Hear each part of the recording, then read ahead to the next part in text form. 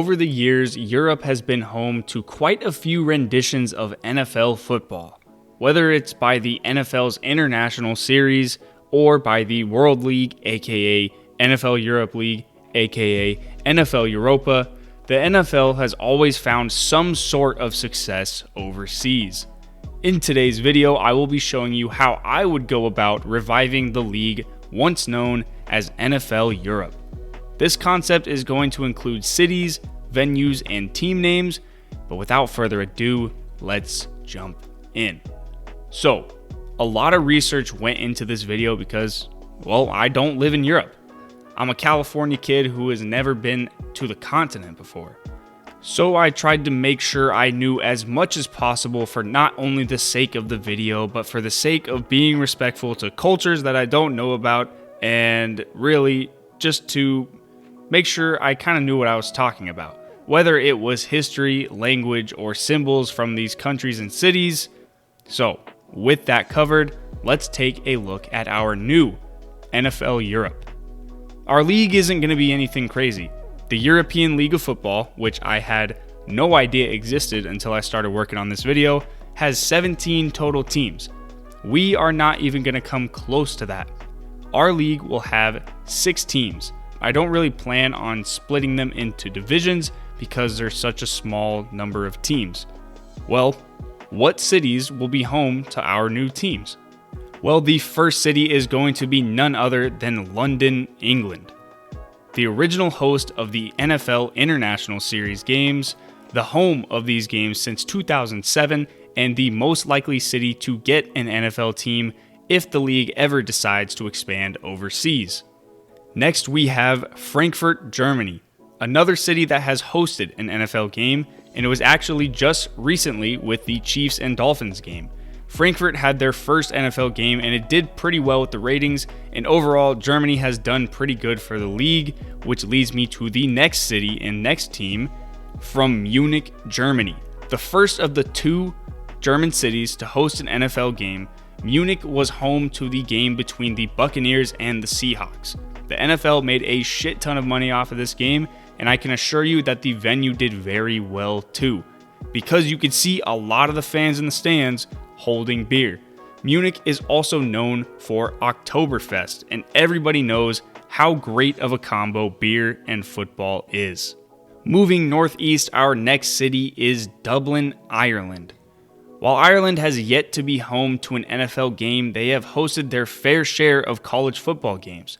Dating back to 1988, they have had a total of 8 NCAA football games. The most notable matchups have been the trifecta of games that Notre Dame and Navy have played in Dublin. Our next city is Madrid, Spain. Unlike the other entries, Spain has not hosted an NFL or an NCAA football game yet, but they are on the list of potential countries to be next in line for a 2024 NFL showing. According to an article by ABC News, earlier in the year, it was stated that Spain was the next most likely choice to host an international game. And on that same list, we have our next and final city, Paris, France.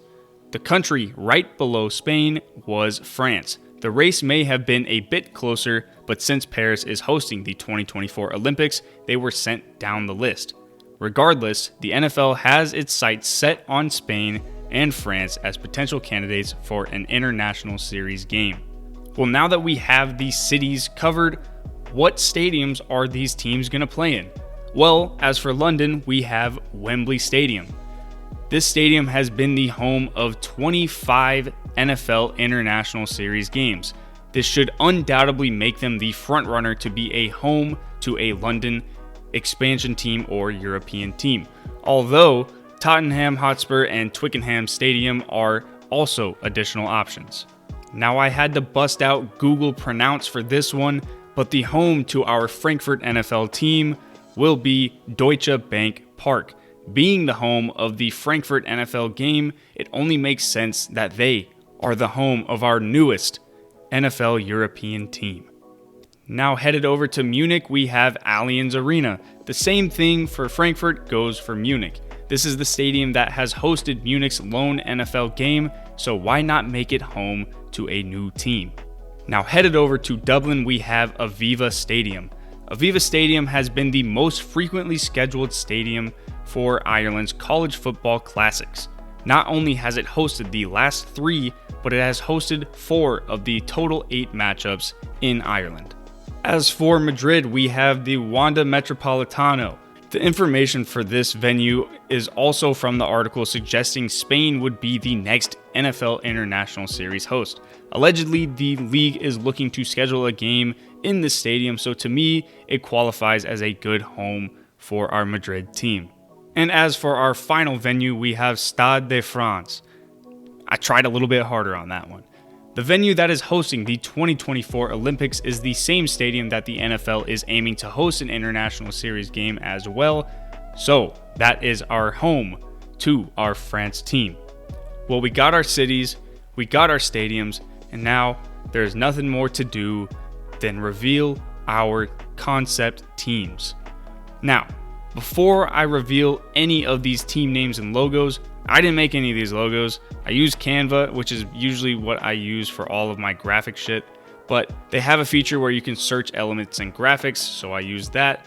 I messed around with a few, but I'm no graphic designer, and I just want to clear that up right quick in case it comes back on me. So, let's get into the team names. So first we have the London Dragons. London is fittingly named the Dragons because the dragon, while not specifically in London, was seen to portray strength and power. But in London, there are 14 dragon boundary marks throughout the city. 2 of them, which are the originals, are donning the coat of arms. Relevant to the city while still being an intimidating mascot, I think this fits London perfectly. For our Frankfurt team, we have the Frankfurt Adlers. The city of Frankfurt will be represented by the very animal that graces its coat of arms, the eagle.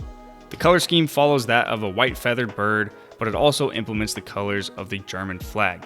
And as you've probably noticed by now, I didn't say the eagles, I said the Adlers. Well, that's because eagles in German is Adlers. It's spelled Adlers, but I'm trying to roll with the accents here. And as you will see as I reveal more of these mascots, I will be trying to adopt the city and country's language into the team names. And for Munich, we have the Munich Mönche. Similarly to Frankfurt, the Mönche mascot is inspired by the city's coat of arms. The monk has donned the Munich coat of arms since the early 1300s, and Mönche, if I'm pronouncing that right, I might be using the E a little too hard right there, is German for monks. And for Dublin, we have, I think, the most unique choice as a mascot, the Dublin Banshees. The struggle of thinking of a team name for an Ireland team that wasn't the Shamrocks or the Leprechauns was pretty difficult, to be honest. I didn't want to go with a cliche title like the previous 2, like the ones you'd see in the Madden relocation, so I went with one that I found way more interesting. The Banshee is a prominent figure in Irish mythology, and honestly a way more intriguing mascot than the typical Irish symbolism. Moving to Madrid, we have the Toros. Madrid's football team will be taking on the mascot of none other than the animal that Spain is most known for, the bull. However, the bull will be given, of course, its Spanish-spoken moniker, the toro. One of the biggest traditions in Spain is the running of the bulls, so I feel like I had no other choice but to make this their mascot. And to round out our mascots, we have the Paris Chevaliers. Known as the Knights in English, the Chevaliers are representing Paris. This is a bit of a basic mascot, but I think that the language change makes it sound a lot more interesting. There we have it. That was my revival of NFL Europe. Let me know if you guys liked it, if you disliked it. How would you go about reviving NFL Europe? Hope you guys enjoyed the video. Over the years, it seemed more and more likely that we could get a European expansion team, but it all started with these countries having teams of their own in their own league. So I thought it would be cool to come up with my own little version of that. If you're new here and enjoy concept videos like these, or just enjoy football videos in general, be sure to check out more on my channel, and give me a sub if you dig it. I try to post every week. For all of those that aren't new here, thanks again for watching another video. You guys know the deal. until the next video, deuces.